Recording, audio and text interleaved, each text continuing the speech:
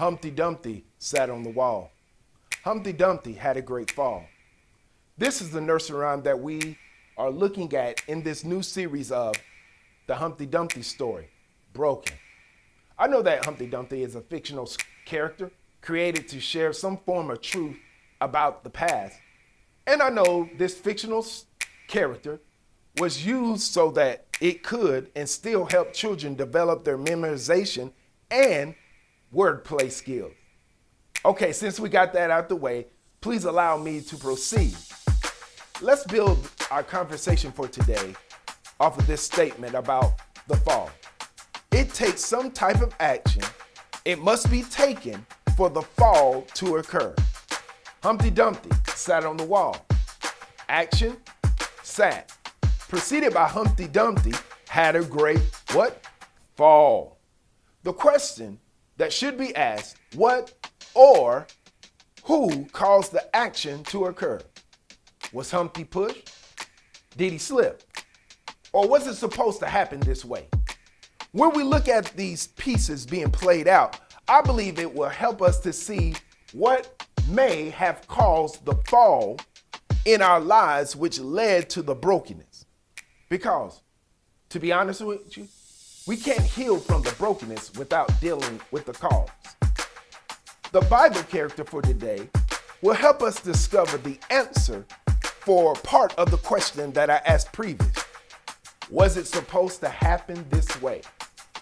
You see, brokenness is a painful experience that we all in our lives will encounter, where we have been living our lives to the fullness of God's will, of course. Family is doing well, job security looks good, and even finance, it's not even a problem.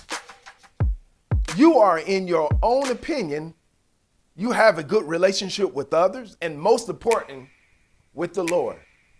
But out of the blue, here comes the fall. And it happens, which causes you to be in the state of brokenness. The story of a witness from the Bible could be told, and they could speak out right now to us. It would be the story of Job. It says that there was once a man in the land of Uz whose name was Job. That man was blameless and upright, one who feared God and turned away from evil. The Bible claims that Job had everything: children, wife, friends, wealth, servants, sheep, oxen, donkeys, houses, and land. Job had everything. Job would pray to God about everything. His relationship was on point. Now, the Bible goes on from there that there was a meeting in heaven. Now, you might be wondering who was at this meeting.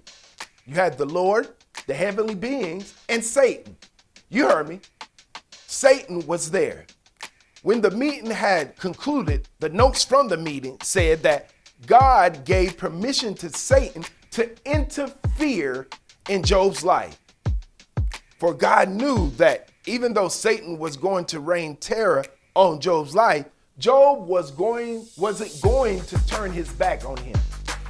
So, preacher, in other words, you're telling me that God, who is the creator of everything, the one who loves us all, the one who provides for us all, is the God that caused Job to be broken? Yes, I said that. Now allow me to suggest why. God knew that the fall to brokenness would lead to Job's blessing. Oh, that felt good. Let me say it again. God knew that the fall to brokenness would lead to Job's blessing. You see, Job was upright, blameless, and feared God. And by these characteristics, Job understood God on one side. But by the fall happening, which led to Job being broken, it produced a more understanding of who God was. It seemed Job figured out the formula of serving God. He prayed to God, he worshiped God, and made sacrifices to God. But it's also recorded in Job chapter 2 that after Satan once again received the authority to inflict pain upon the body of Job, Job's wife comes to him and poses a question followed by a statement that he should just curse God and die. And listen to what Job says in Job chapter 2, verse 10. You speak as a foolish woman would speak. Should we receive the good at the hand of God and not receive the bad? In all this, Job did not sin with his lips. All that he possessed is now gone. And the only thing he has is his integrity. He still does not sin against God. He is broken by the physical eye. But Job knows something more about God that he might not have known before. And the only way that it would have been revealed to him was through the fall that led to his brokenness. Okay. Let me put it like this.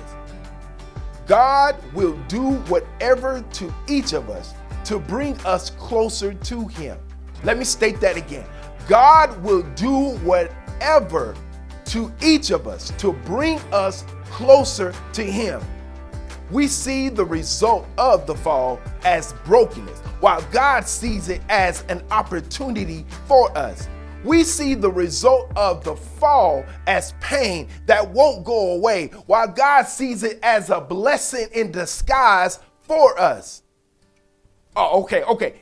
Let me say it like this, just in case you just can't rock with me. You see, the fictional character of Humpty Dumpty was an egg. And I believe that this Humpty Dumpty, who was an egg, was a boiled egg. So when he fell, he was cracked. Some pieces that cracked might have exposed a part of his inner self, because the nursery rhyme claims that no one could put him back together. But like I said last week, I shared that the rhyme didn't say anything about the king not being able to put him back together. I believe the king that reigns over the land, the king that keeps everything under control, the king that has all power. And if you think that I'm still talking about this nursery rhyme, friends, I just slid over to the other side. I call the King of Kings, the Lord of Lords. I'm talking about the God Almighty.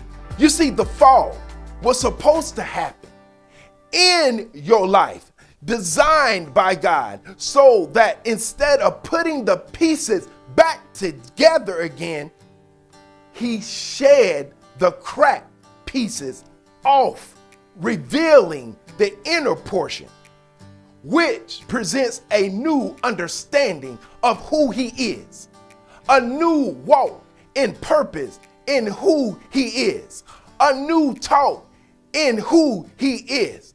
But you never would have seen or understood this side of God unless the fall happened, which caused brokenness. Because brokenness with God will lead to blessings of understanding of God. Amen.